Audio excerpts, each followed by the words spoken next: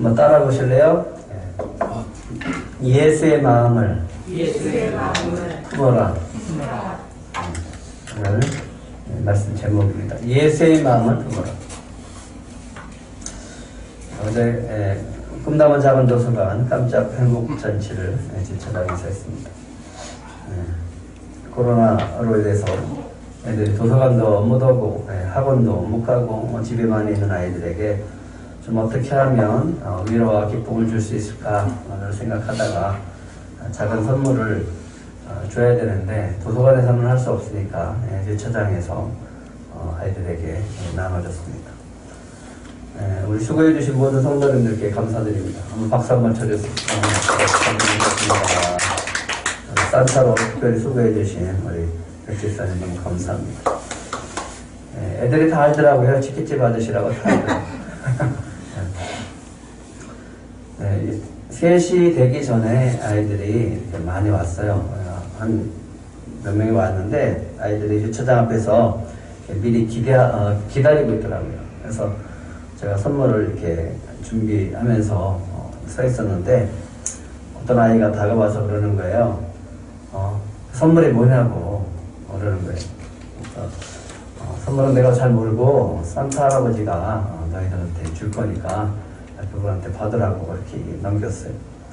근데 아이들은 성탄절에 작은 선물이라도 이렇게 받을 수 있다는 그런 기대감으로 다가와서 선물이 뭐냐고 이렇게 질문하는 것을 봤습니다. 그 아이의 마음속에 설렘이 있고 기대하는 마음이 있다는 것을 느낄 수 있었어요. 그런 아이들의 모습을 보면서 내 자신을 돌아봤어요. 주님이 오시는 날, 이 땅에 오신 이 주님이 오시는 성탄을 나는 얼마나 과연 기쁘고 또 기대하면서 지금 기다리고 있는가를 살펴봤습니다. 저 아이들처럼 내가 들뜬 마음이 있을까? 주님이 오시는데 내가 들뜬 마음이 있는가? 하는데 그런 마음이 없는 것 같았어요. 그냥 행사로 분주하기만 했지 정말 주님이 오시는 것을 내가 얼마나 기쁘고 또 그것을 설레는 마음으로 기다리고 있는가? 그런 마음이 없다는 것에 참 부끄러웠습니다. 오늘 성탄절을 맞이하는 여러분들의 마음은 어떻습니까?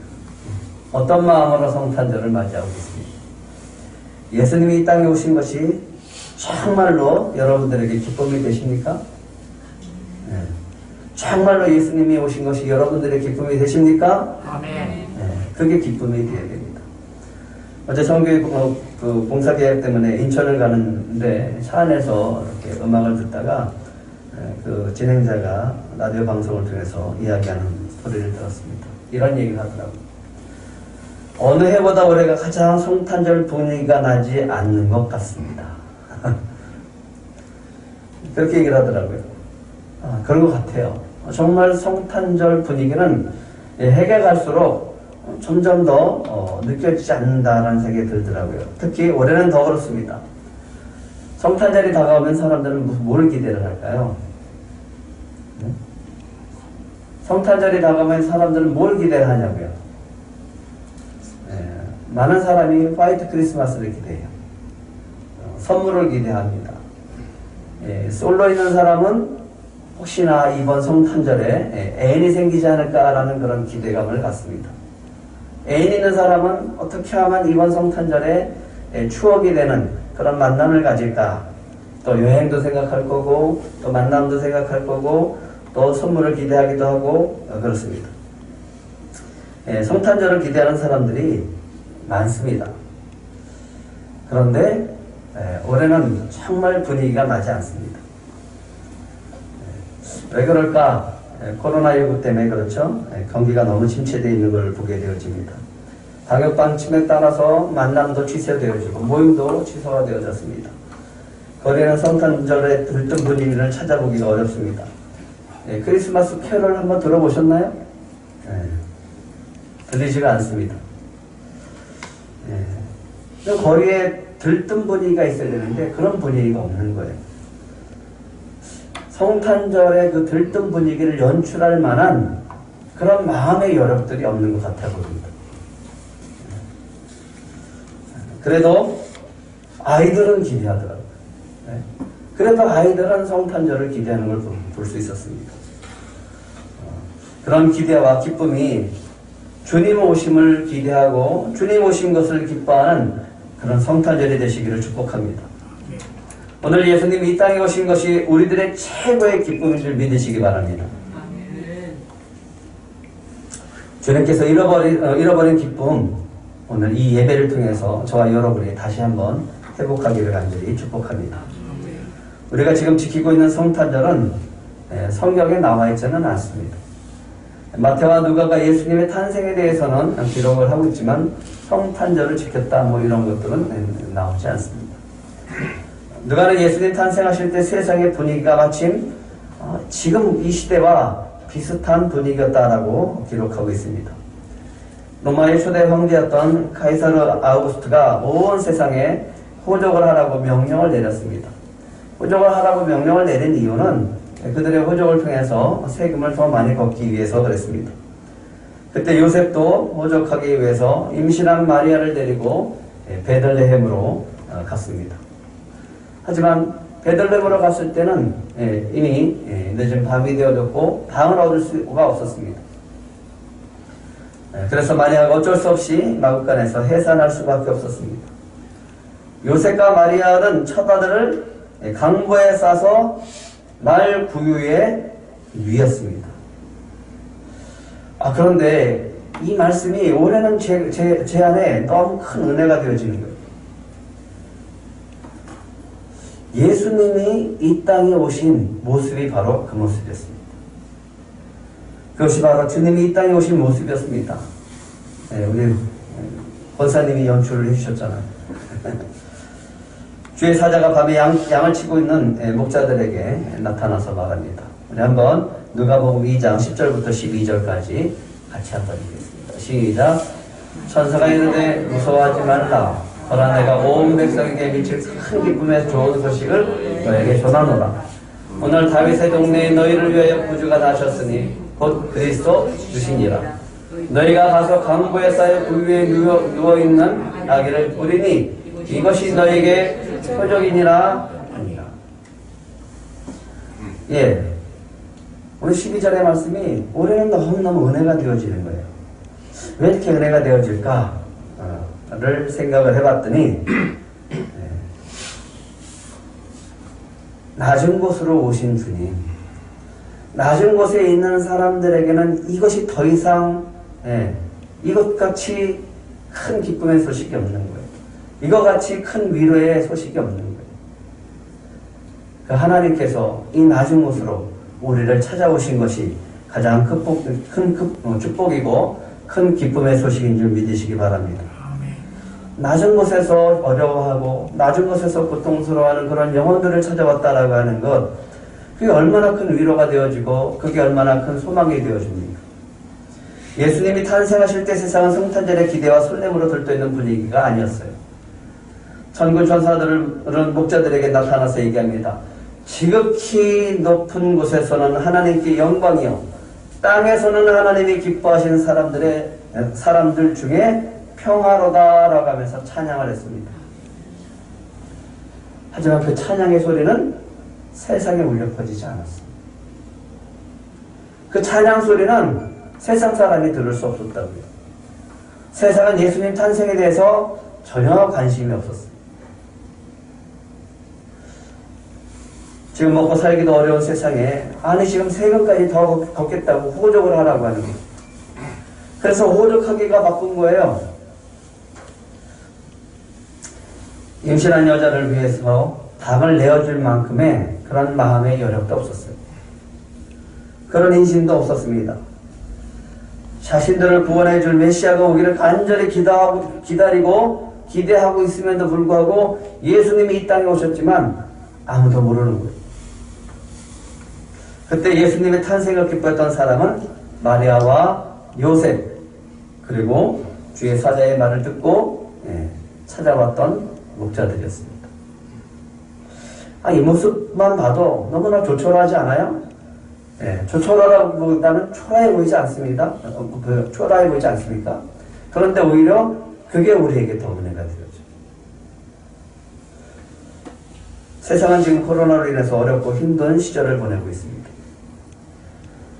많이 혼란스럽고 언제 다시 정상화될까를 생각하면서 기다리고 있지만 기약이 없습니다. 그러니까 사람들이 점점 지쳐가는 거예요. 이제는 만남까지 제한되어 버렸어요. 사람들의 마음은 점점 불안하고 두려움과 우울에 빠져 있습니다. 코로나 시대에도 주님은 그럼에도 불구하고 코로나 시대에도 불구하고 주님은 오늘 이 땅에 큰 기쁨의 소식을 가지고 오신 줄 믿으시기 바랍니다. 이 소식이 어느 때보다 우리에게 큰 기쁨의 소식이 되는 것은 예수님이 낮은 곳으로 오셨기 때문에 그렇습니다. 12절 한번 다시 읽어볼까요? 시작. 너희가 가서 강보에 쌓여 구유에 누워 있는 아기를 보리니 이것이 너에게 표적이니라. 그분이 바로 예수 그리스도다라고 합니다. 이분이 오늘 저와 여러분을 찾아오신 줄 믿으시기 바랍니다. 어느 때보다 답답해요. 우울합니다. 그런 성탄절을 맞이한 우리들에게 오늘 이 말씀이 여러분들에게 큰 위로와 소망이 되기를, 큰 기쁨이 되기를 축복합니다. 근데 예수님이 오셨다라고 하는 것이 왜 우리에게 큰 기쁨이 될까요? 우리를 구원하시고 영원한 생명을 주시기 위해서, 자신의 생명을 내어주시기 위해서 오셨기 때문입니다. 그래서 지금 우리에게 필요한 것이 있습니다. 이게 뭘까요? 오늘 제목, 예수 그리스도의 마음입니다. 어느 때보다 이 마음이 우리에게 필요합니다. 어느 때보다 지금 세상 사람들은 이 마음이 필요합니다. 5절부터 8절까지 우리가 한번 다시 읽겠습니다. 5절부터 8절, 빌립보서 2장 5절부터 8절 우리 함께 크게 한번 같이 읽겠습니다. 시작. 너희 안에 이 마음을 품으라. 곧 그리스도 예수의 마음이니 그는 근본 하나님의 본체시나 하나님과 동등됨을 취할 것으로 여기지 아니하시고 오히려 자기를 비워 종의 형체를 가지사 사람들과 같이 되셨고 사람의 모양으로 나타나사 자기를 낮추시고 죽기까지 복종하셨으니 곧 십자가에 죽으십니다. 주님께서 오늘 저와 여러분들에게 큰 기쁨과 구원의 은혜를 주시기 위해 찾아오신 줄 믿으시기 바랍니다. 느껴지십니까? 못 느껴지시면 그걸 간절하게 소망해보세요. 오늘 주님을 느끼고 싶습니다. 주님, 오늘 우리를 찾아오신 주님을 만나고 싶습니다.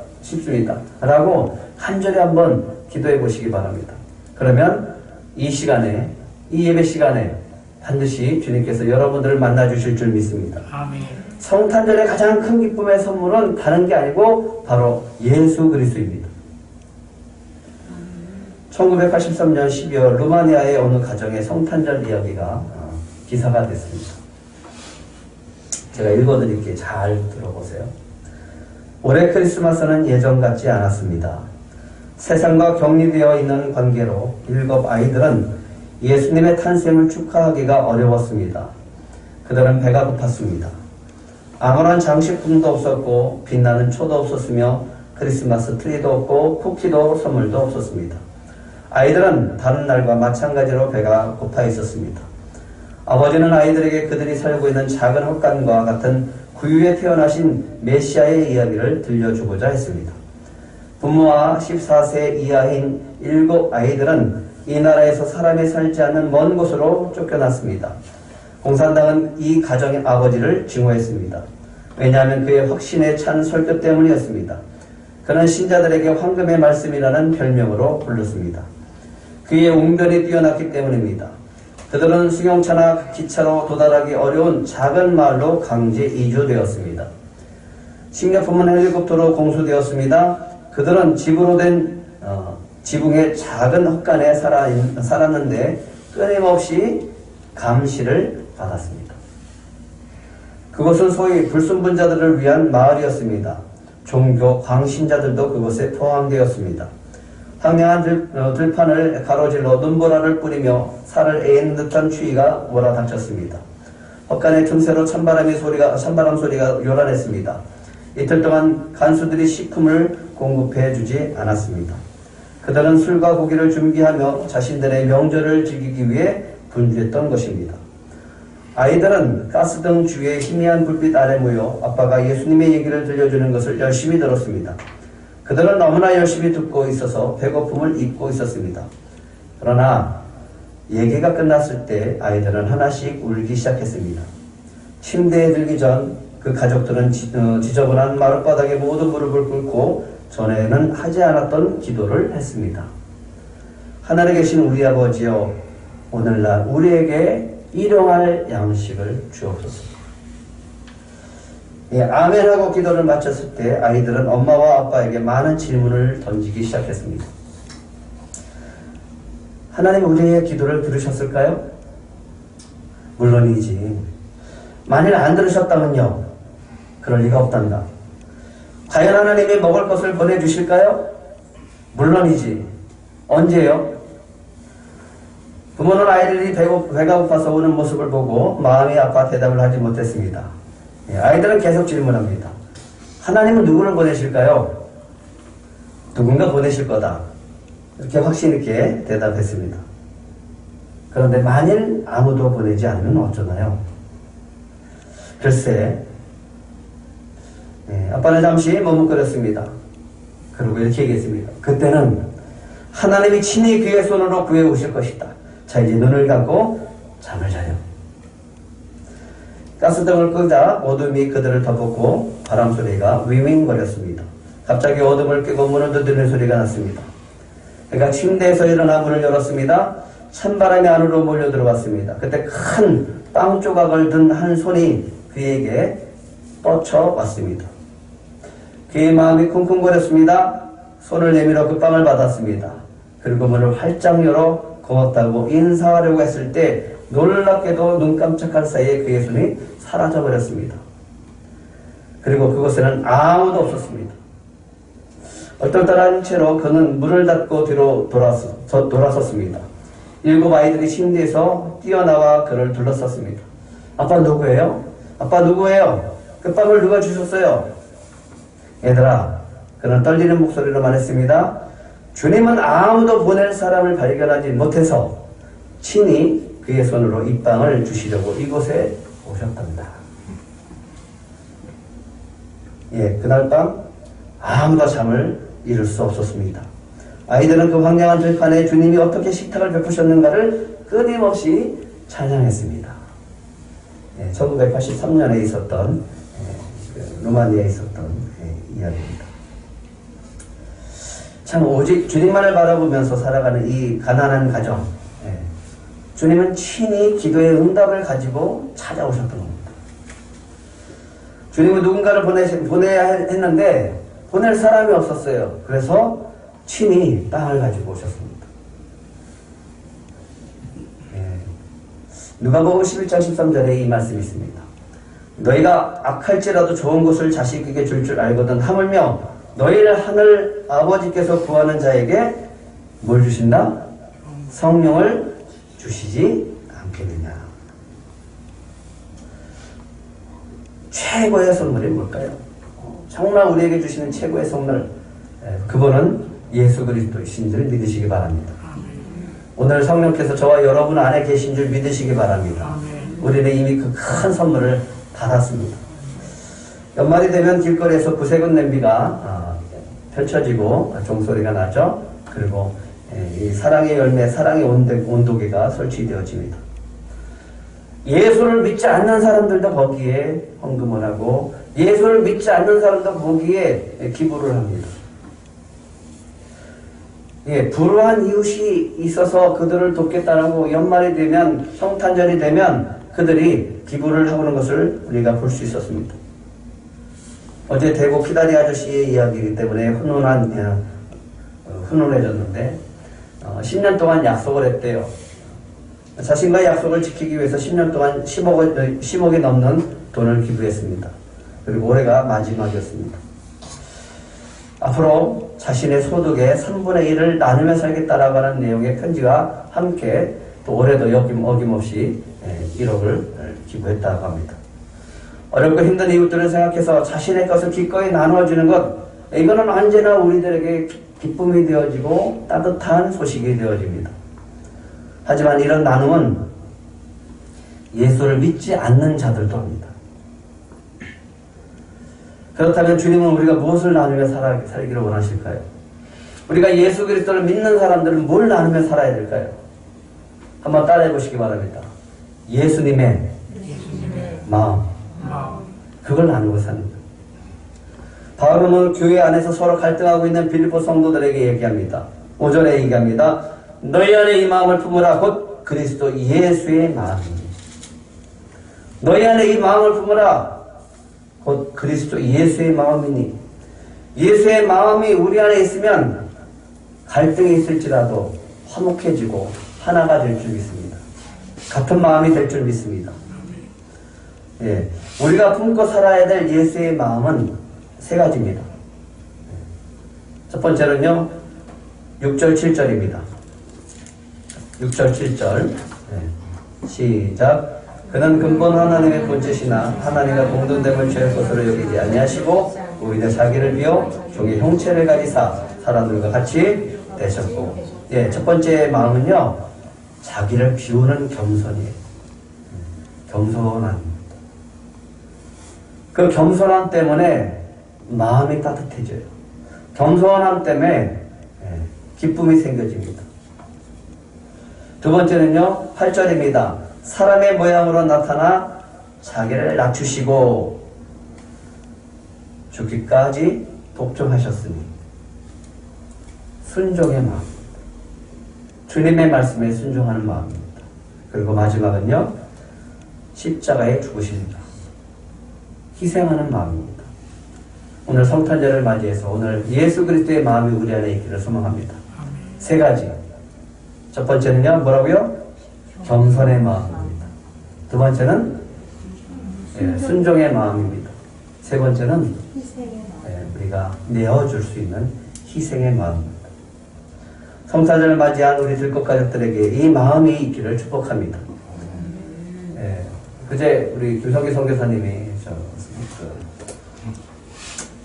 크리스마스 카드를 갖다가 보내주셨어요. 등기가 왔다는 거예요. 그래서 이상하다. 등기가 올 일이 없는데. 근데 그래서 펼쳐보니까 카드에 엄청난 큰 카드 그 안에 선교시를 이렇게 써서 보내주셨어요. 근데 왜 이렇게 마음이 따뜻해지는지.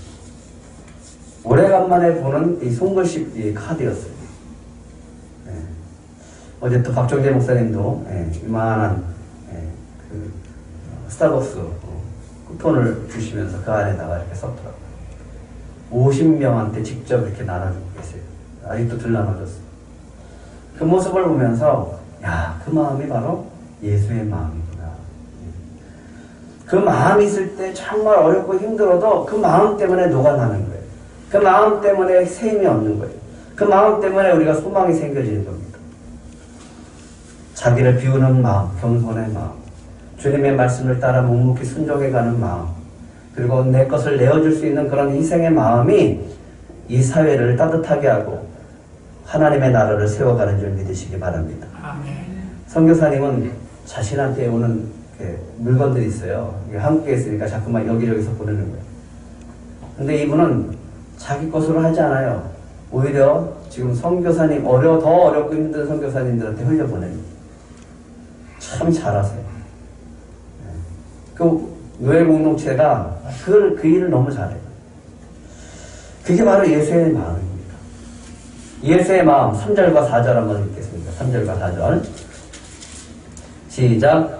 아무 일에든지 다툼이나 허용으로 하지 말고 오직 겸손한 마음으로 각각 자기보다 남을 낮게 여기고 각각 자기 일을 돌볼 뿐더러 또한 각각 다른 사람들의 일을 돌보아 나의 기쁨을 충만하게 하라. 겸손한 마음이에요. 그 겸손한 마음은 구체적으로 뭐냐? 나보다 그 사람을 더 높이 보는 거예요. 내가 낮아지는 거야, 그 사람 앞에서.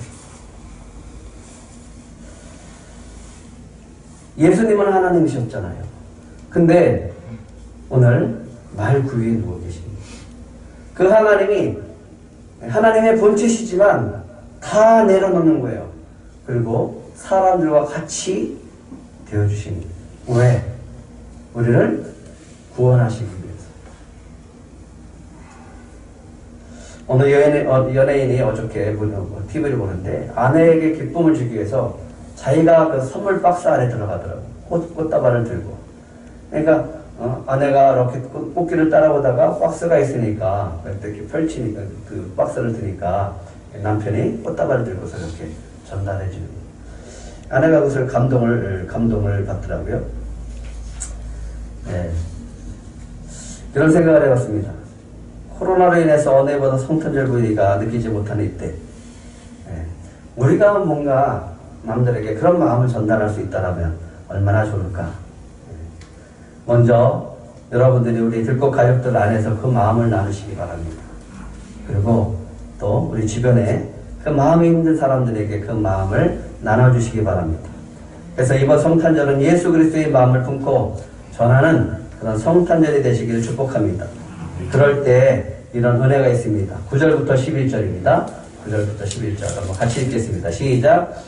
이러므로 하나님의 별을 지극히 높여 모든 이름 위에 뛰어난 이름을 주사 하늘에 있는 자들과 땅에 있는 자들과 땅 아래에 있는 자들로 모든 무릎을 예수의 이름으로 꿇게 하시고 모든 입으로 예수 그리스도를 주라 시인하여 하나님 아버지께 영광을 돌리게 하십니다.